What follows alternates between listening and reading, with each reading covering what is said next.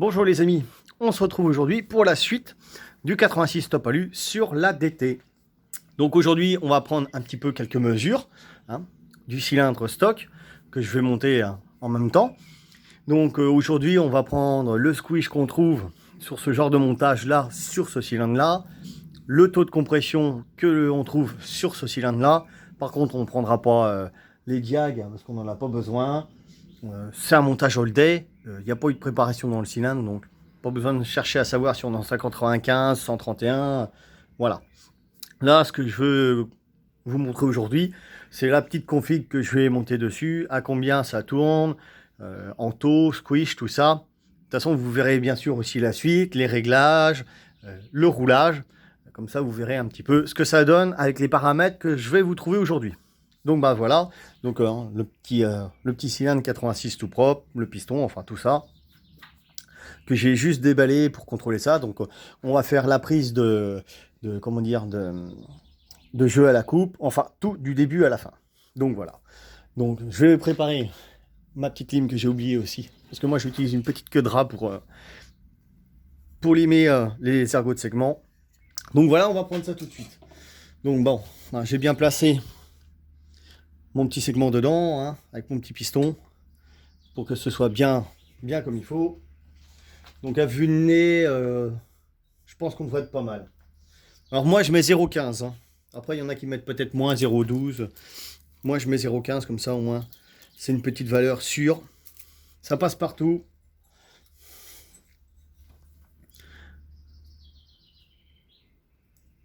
Ça passe large. Large. Je suis même sûr que ça se trouve... Bon, j'aurais pas dit 0,25, mais je vais prendre 0,25 parce que c'est celle qui me tombe sous les doigts. Ouais, j'ai 0,25. Et c'est tout neuf. 0,25 tranquille.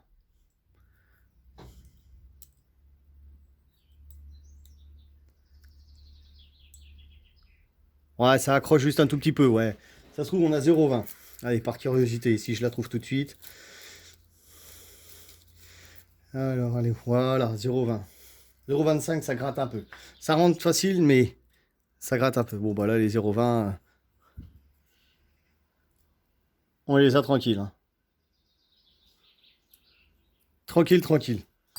Donc ça, hop, c'est bon. Celui-là, est-ce qu'il a une flèche, une marque ou un truc comme ça là-dessus?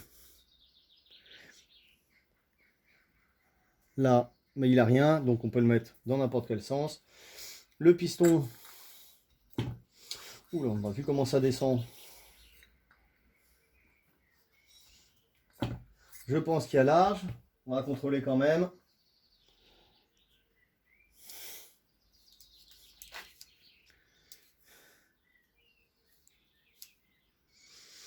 Zéro.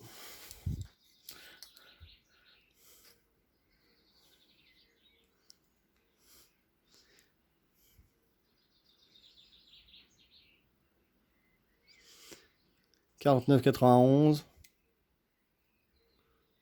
Sans forcer. Ouais, 49,91. Ouais, 91, 80. Allez, 49,93. 0.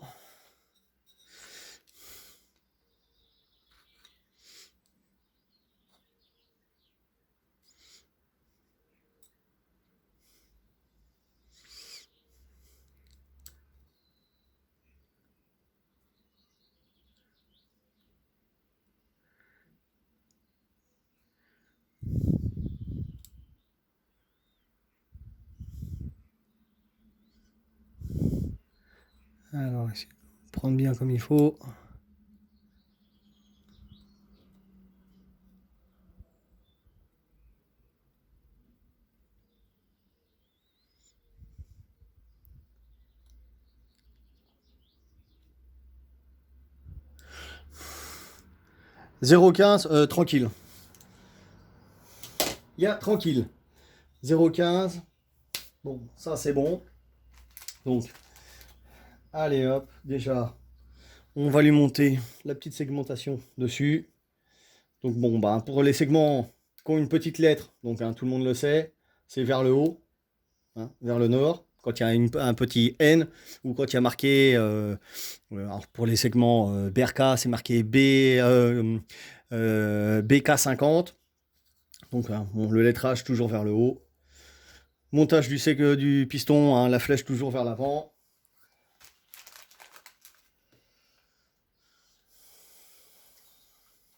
Allez hop, un petit peu d'huile là-dessus, pas que ça tourne à sec. Bon, j'ai déjà mis le joint en base, hein, d'origine. Je vais pas mesurer à combien il était, mais si on veut, je pourrais vous le dire. Les petits circlips.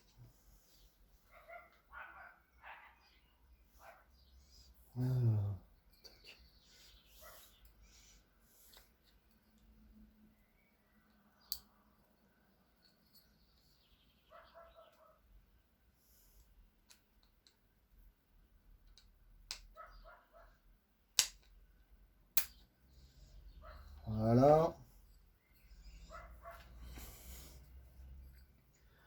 Le petit axe de piston. Alors, lui, il est un peu collant.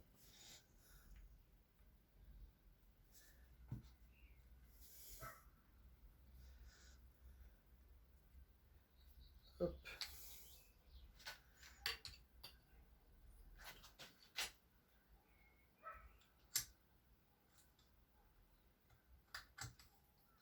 Toc.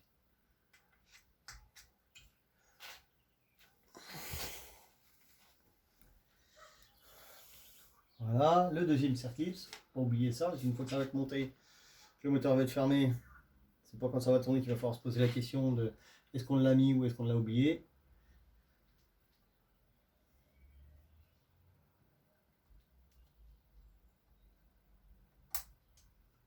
Voilà. Bien vérifié.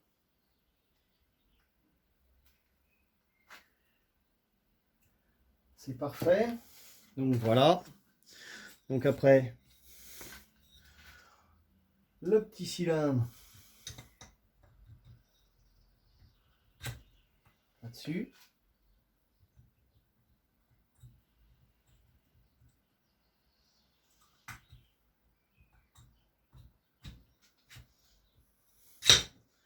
Voilà.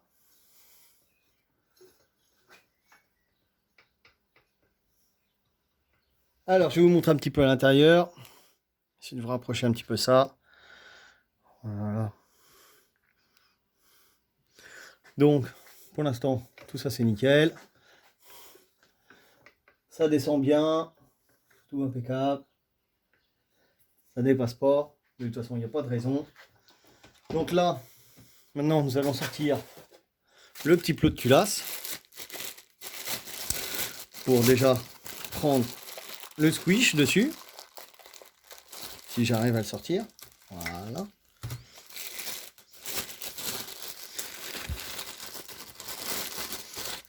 Hop. Le petit bout de fil est là.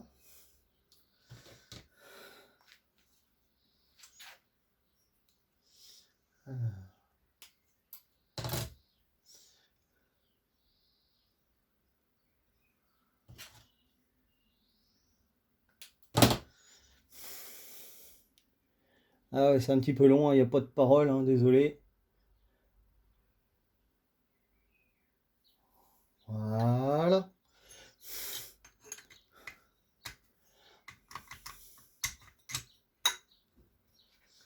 Toc. Ouais. Hop. Bon, normalement, en général, hein, chez Top Perf, ils sont assez précis. Je n'ai pas regardé la notice parce que depuis le temps, je ne la regarde plus. Mais en général, ils sont assez précis. Oh si, tiens, on va regarder ce qu'ils ont marqué, parce que c'est les nouvelles. Bon, ça se trouve maintenant, ils marquent peut-être plus grand-chose sur les nouvelles. Bah non, ils marquent d'ailleurs plus grand-chose du tout. Ouais, il n'y a rien d'autre. Donc maintenant, dans la nouvelle boîte Top Perf, hein, vous avez ça. Donc non, non, ils ne mettent même plus rien. Juste que c'est nécessaire de lire les instructions. Sauf que bah, les instructions, il n'y a pas grand chose dessus. Donc bon, bah voilà, comme ça le problème est réglé tout de suite.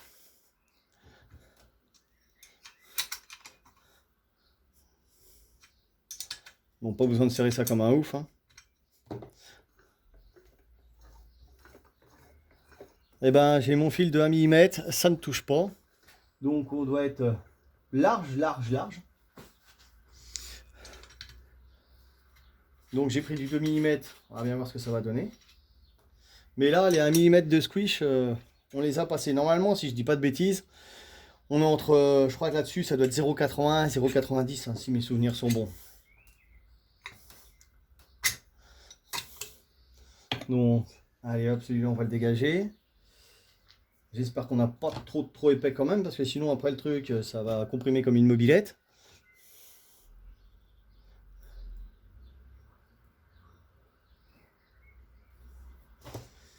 Mais comme ça, on saura en direct ce qu'on a dedans.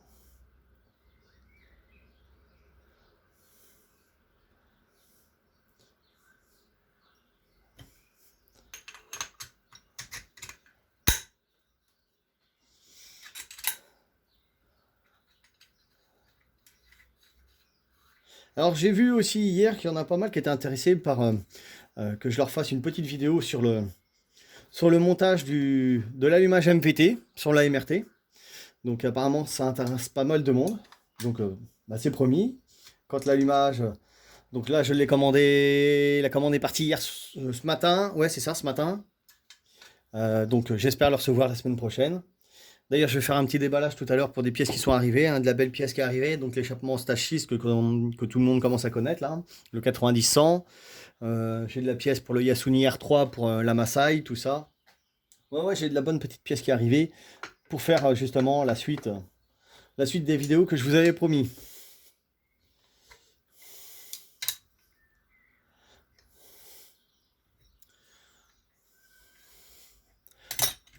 Donc ouais, ça... Il y a du squish, hein. Là, le piston, il va pas taper dans la culasse, ça c'est sûr. Il y en a même énormément. Alors, combien vont-nous? Et c'est le joint d'en base d'origine. Alors, à moins qu'il l'ait fait peut-être un petit peu plus épais. Maintenant, on va savoir.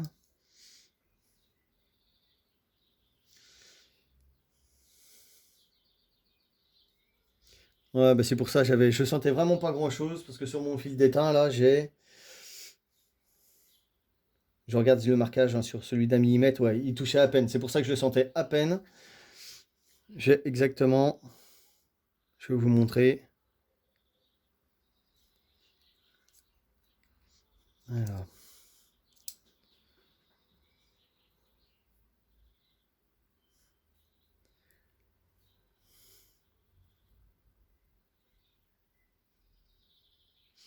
J'ai 1 mm 2. 1 mm 1, ouais, voilà.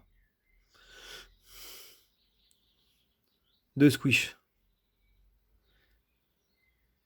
Alors, étant donné que c'est vrai que les top perfs compriment quand même pas mal, hein, normalement, je crois que ça doit être le dernier que j'avais fait avec les autres boîtes, avec les autres joints d'en base. Ouais, c'est ça, 1 mm 2. Ça tournait aux alentours de 14,53. Ouais, j'ai 0,99. Ça dépend de là où on le prend, ouais, voilà. Ici, 0,99 au bout, entre 1, 2, 0,99. Là, pareil.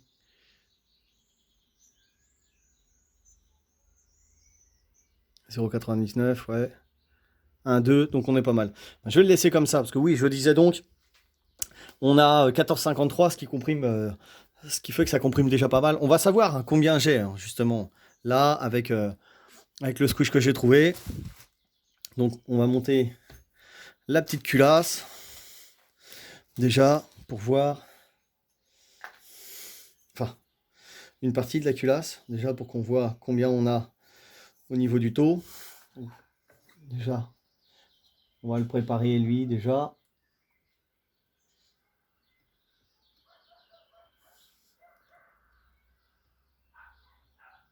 Voilà, on ajustera au final. Moi, si on pouvait avoir 14,30, ça serait pas mal. Ça, au moins, ça serait un bon petit cylindre. Ça comprimerait pas trop, parce que c'est vrai que 14,53, ça commence à causer un tout petit peu pour du all day. Sur un cylindre d'origine, ça commence à faire un peu léger, quoi. Je vais être obligé lui mettre un petit poil de graisse, sinon il ne va pas tenir.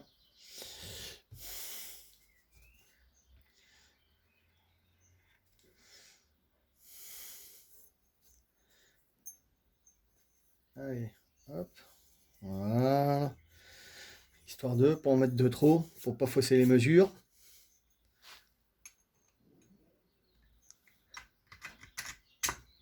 Alors oui, que je prépare la petite calculette, qu'on sache combien on a. Allez, hop.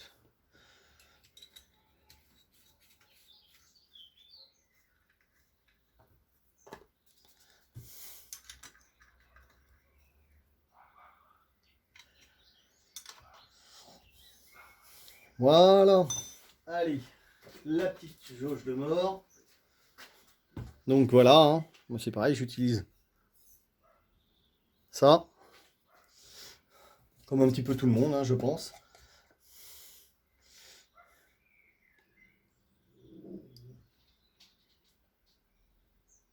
Voilà. La petite mise à zéro, la petite jauge.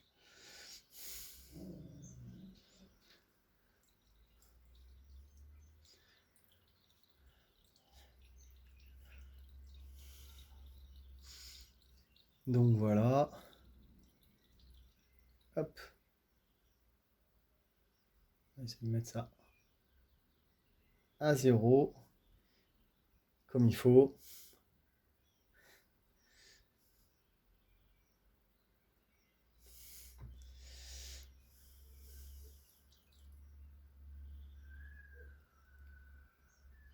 Voilà. Donc, je l'ai mise à zéro. Bon, je la penche pas de trop parce que sinon après, on va me dire ça y est plus. Et comme ça, vous saurez à peu près à combien ça tourne. Celui-là. Et puis, bah, un peu pour les nouveaux qui vont arriver, qui prendront ces nouveaux packs-là. Parce que j'ai l'impression qu'ils ont dû changer un petit peu l'épaisseur des joints d'en base.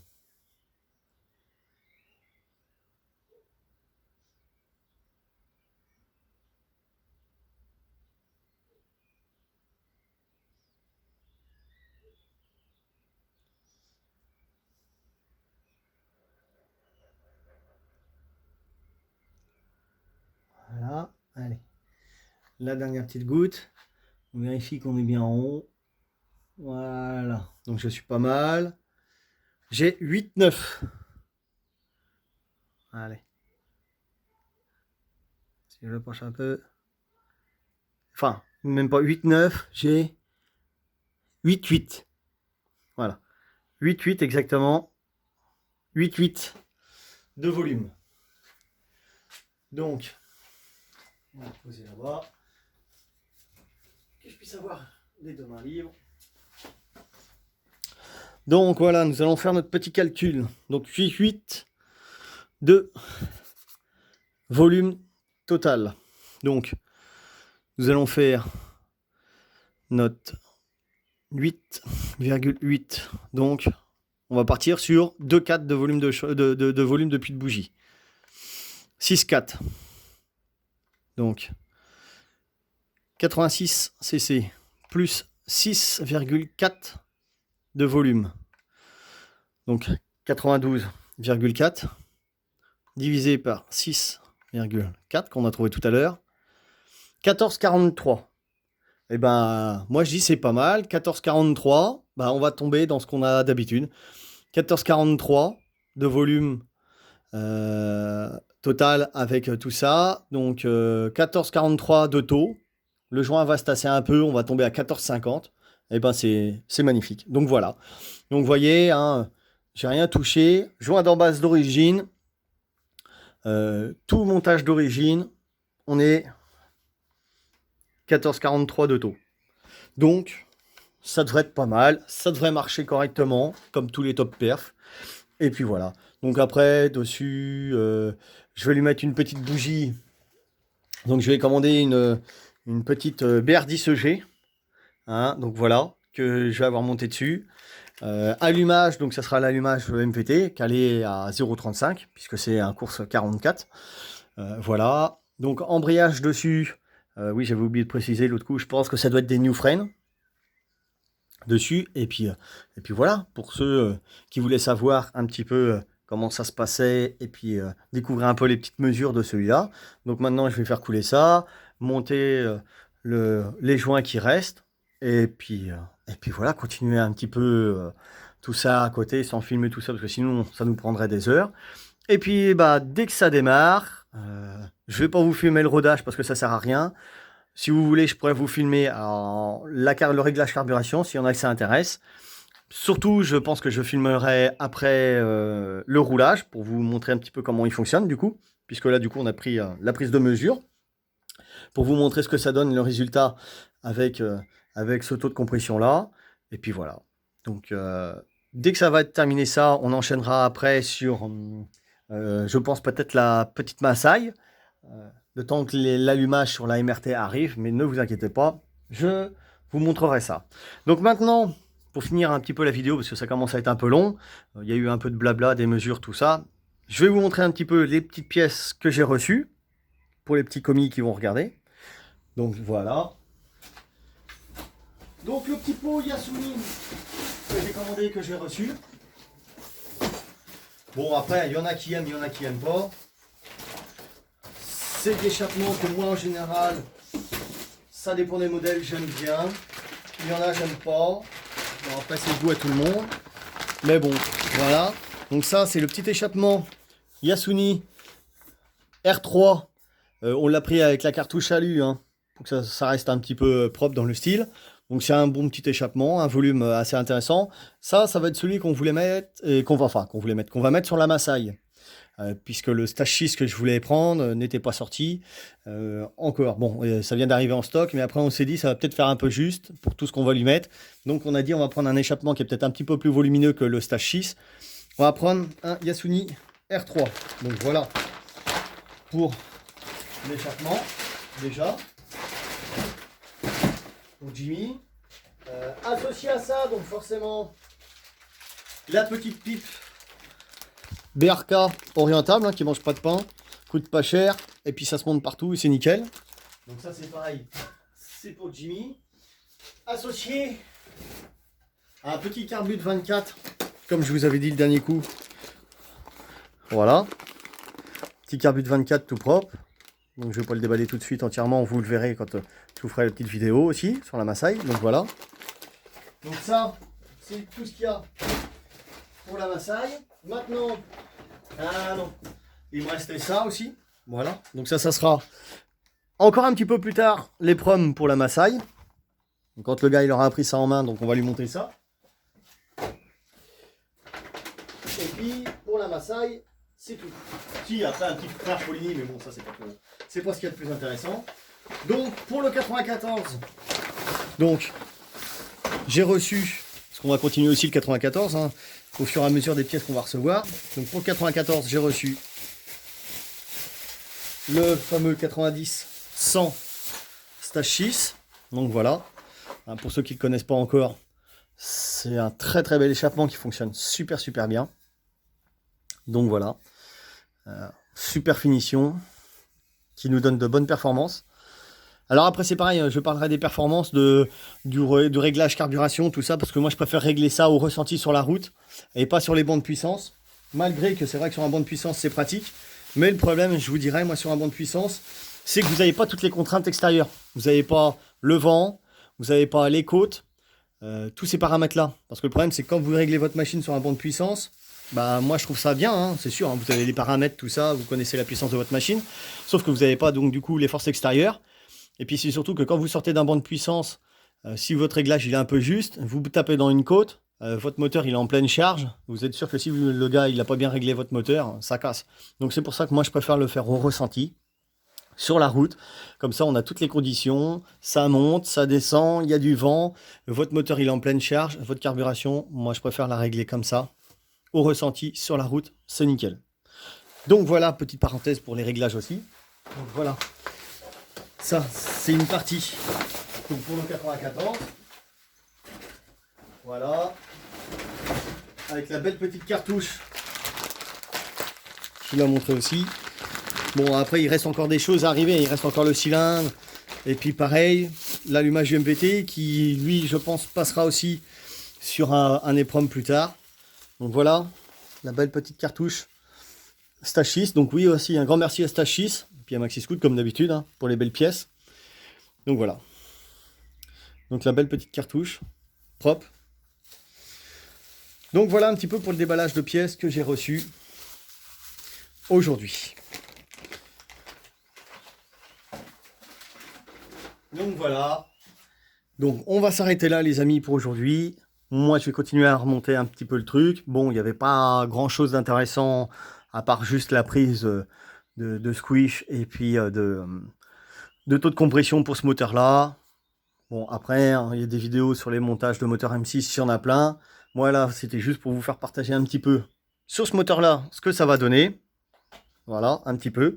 Hein, la base des réglages, pour que vous puissiez savoir quand on va faire le roulage avec, ce que ça donne, de quoi on est parti. Donc, bah, si jamais ça vous a intéressé, vous me le faites savoir. Si vous avez encore d'autres questions, vous me le dites aussi. Petit pouce bleu, ça fait pas de mal. Et puis voilà. Et bah, je vous dis à plus tard, les amis. Salut!